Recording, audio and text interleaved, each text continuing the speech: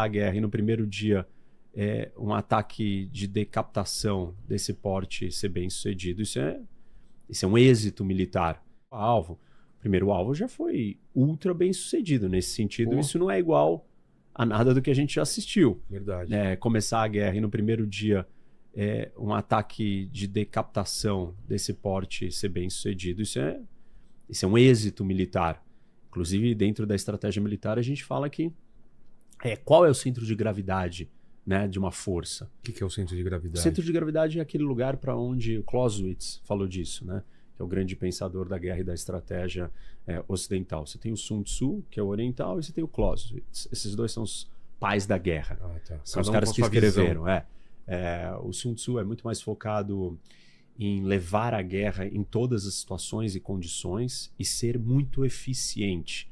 Ou seja, eu ganho a guerra antes dela começar. Eu não preciso entrar em combate para vencer o meu inimigo. O ápice da estratégia para o Sun Tzu é vencer a guerra antes dela começar. Entendi.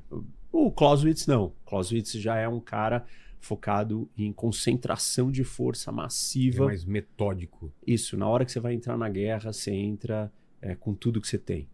E aí, óbvio que ele criou esse conceito de distinção, de identificar, entra com tudo que eu tenho aonde? Contra quem? Nesse centro de gravidade. Aí ele chamou isso de centro de gravidade. Não adianta você atacar beiradas ou coisas aleatórias. E aí tem uma discussão importante, interessante, né, dentro do campo de estudos da estratégia militar, que é o que é o centro de gravidade? O seu lugar de fortaleza ou o seu lugar de fraqueza? Eu vou explorar a sua força ou vou explorar ou esmagar a sua fraqueza? Então essa é a primeira discussão.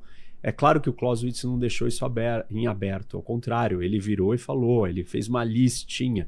E atacar o cabeça, o líder, tá lá na lista dos primeiros alvos dele de centro de gravidade. Foi a mesma coisa que os Estados Unidos fizeram na primeira guerra do Golfo contra o Saddam Hussein. Na segunda, que o ataque inicial foi para matar o Saddam Hussein, em 2003. Então, aí o alvo foi esse, ou seja, entendem que ele é algum centro de gravidade. Eu diria que ele é importante, óbvio. Primeiro que ele está há 46 anos no poder. E ele é o topo. Ele não é só uma figura alegórica. Ele é uma figura que constitui o poder, um cara centralizador. Ele mudou a essência e a natureza do regime, de muitas maneiras, porque ele foi concentrando poder nele e foi isolando todos os outros apoiadores, inclusive os religiosos, inclusive todos os outros ayatolás. Ele foi colocando ou em prisão domiciliar, ou não pode falar na mídia, ou você não pode fazer isso, ou você não pode se envolver com aquilo. Então todos eles foram ficando de lado e ele foi se consolidando. Mesmo assim, ele ainda estava dentro desse regime, né, ou dessa ideia do que é a Revolução Islâmica. E é claro que tem um ponto importante aí, né, nessa história dele, que ele foi ganhando espaço com a Guarda Revolucionária. E ele foi colocando a Guarda Revolucionária como seu grande apoiador. E isso foi tirando um pouco da natureza religiosa do regime e trazendo uma natureza mais militar.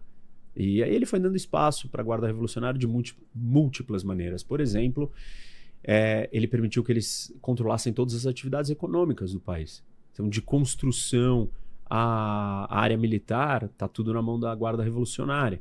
Até mesmo as atividades ilícitas dentro do país, como a venda de bebida alcoólica, que é proibido, quem é que vende a bebida contrabandeada? A Guarda Revolucionária. Então, a Guarda Revolucionária se torna uma peça central, entendeu? Do regime. Por isso que decapitá-lo não é resolver o problema. Mas era necessário. Necessário, mas não suficiente. Tá. E é necessário no sentido que ele é uma figura simbólica, ele é o líder religioso, é uma revolução islâmica. Só tivemos 2 ayatolás, o primeiro e ele. Mas tem um outro elemento que também a gente não pode tirar dessa equação, que é o fato dele já estar velho. 86 anos, já estava doente. Talvez já preparando a sucessão. Já tinha preparado. Ele já tinha preparado todo o processo de sucessão. Por isso que a perda dele não necessariamente é uma destruição do regime. Muito ao contrário. E isso está ficando claro. Porque o governo iraniano não parou de lutar a guerra contra os Estados Unidos e Israel porque o seu líder máximo foi morto. Nós estamos assistindo o oposto disso. O Irã continua funcionando, continua lutando. O Irã tem um novo conselho que governa o país hoje, que é composto por 3 figuras: o presidente, o chefe do judiciário e um representante do legislativo. E esse é um conselho interino que está governando o país até que o novo líder supremo seja escolhido. Eu estava dizendo isso, né, ontem, esses dias aí na minha rede, que o fato do Irã ser um regime que foi construído em cima de uma ideologia, isso mostra que existe um projeto de poder de longo prazo. Existe algo muito mais sólido, consistente. Você está querendo dizer, só para tentar traduzir, que ao contrário da maioria dos países, ele foi construído em cima de uma ideologia, quando o normal é um caminho diferente, é isso? É um pouco mais forçado quando é em cima de uma ideologia. É mais sólido. É mais sólido? Isso, porque é o seguinte, imagina o Putin. Tá. O Putin é o ditador, chegou no poder, e o ponto aqui é que nenhum ditador chega e se mantém no poder sozinho. Tá. Isso é uma premissa básica da vida. Ninguém chega em lugar nenhum sozinho, nem se mantém em lugar nenhum sozinho. Ainda mais quando você quer dominar um país inteiro. Só que o Putin não vendeu um projeto de poder institucionalizado, com uma ideologia. Ele é muito mais um líder oportunista que viu a chance, chegou lá, dominou o poder com seus amigos, com o seu grupo, mas não a ponto dele criar um mecanismo de perpetuação daquele projeto dele. Entendi. Tanto que, se o Putin cair, a Rússia pode se tornar um país relativamente diferente de onde ela está hoje, dependendo da nova figura que tomar o poder. Mas uma coisa é certa, um novo líder que assuma o poder na Rússia, ele não vai continuar a guerra contra a Ucrânia, por exemplo. Entendeu?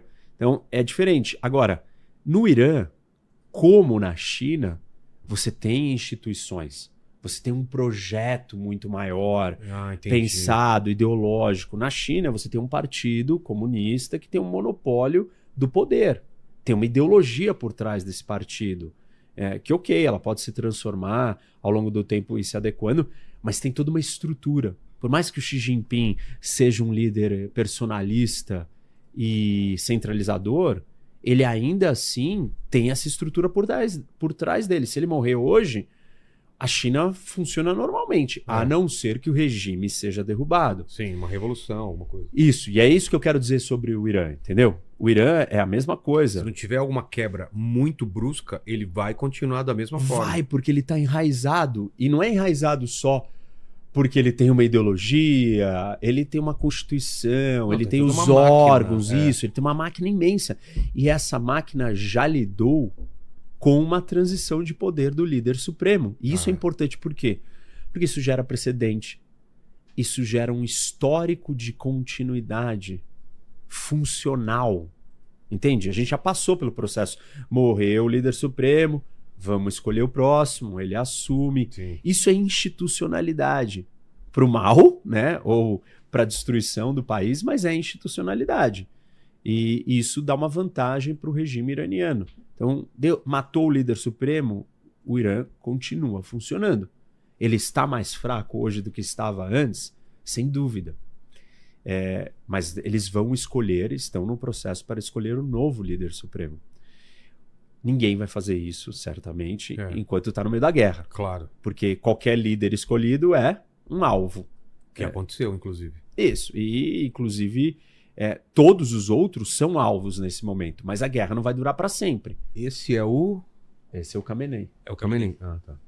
E o que estava na sucessão foi morto também ou não? Que iria substituir ele? Não, a gente não sabe, não tinha definido quem era. Ah, não? Não. Tem uma discussão, por exemplo, uma das figuras possíveis era o filho dele. Antes, lá atrás, se dizia que a preferência dele era o ex-presidente, que morreu no acidente de helicóptero em 24. Tá. Ninguém sabe se foi um acidente, se foi um atentado, aquela história. Aí todo mundo estava mirando no filho dele. a gente não tem informações, pelo menos eu não vi nada até agora concreto, de que o filho dele esteja vivo. Existe a possibilidade de que o filho dele também tenha morrido. E aí tem uma discussão, né? Então quem vai ser o próximo? Desse trio aí que está nesse conselho, tem um deles que é o potencial, todo mundo acha que ele é um dos grandes candidatos para ser o próximo líder supremo. Já tentou ganhar a eleição, não conseguiu, mas ele era um queridinho, alguém que o Khamenei protegia e mantinha por perto. Então a gente só teve dois. Só dois. Aí, o Khomeini. Isso, e o Khamenei. E o nome parecido tem alguma coisa a ver ou não? Uma coincidência. E o Ayatollah, para quem a gente não entende, é tipo de um rei. Qual seria um clérigo, o próximo? Não é um rei. Ele tá mais próximo para um líder religioso do que... Isso. É mesmo? Isso. O rei, o monarca, é o Shah, né? A ideia do Reza Pahlavi, que era o antigo monarca quando a Revolução Islâmica derrubou ele e trouxe para o poder uma teocracia, um regime religioso e aí no quem poder. manda a partir daí é o Ayatollah. Isso. O órgão que vai escolher o novo Ayatollah chama Conselho de Especialistas. Tá. E ele tem 80, um pouco mais de 80 líderes religiosos que foram escolhidos pela população numa eleição. Só que aí calma, não é uma eleição normal. É uma eleição onde, para você ser o candidato, eu, líder supremo, tenho que deixar você ser o candidato. Entendi. Então eu só deixo ser candidato quem eu já quero que seja eleito. Não é qualquer um. Então as cartas já são marcadas, mas a população escolhe entre os que foram dados para ela.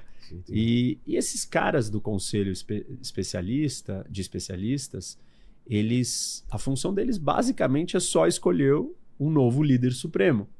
E eles estão se reunindo e falando sobre isso. Claro que eles não conseguem se reunir do jeito certo porque eles são alvos também. Todo mundo é alvo agora, né? Se a ideia é mudança de regime,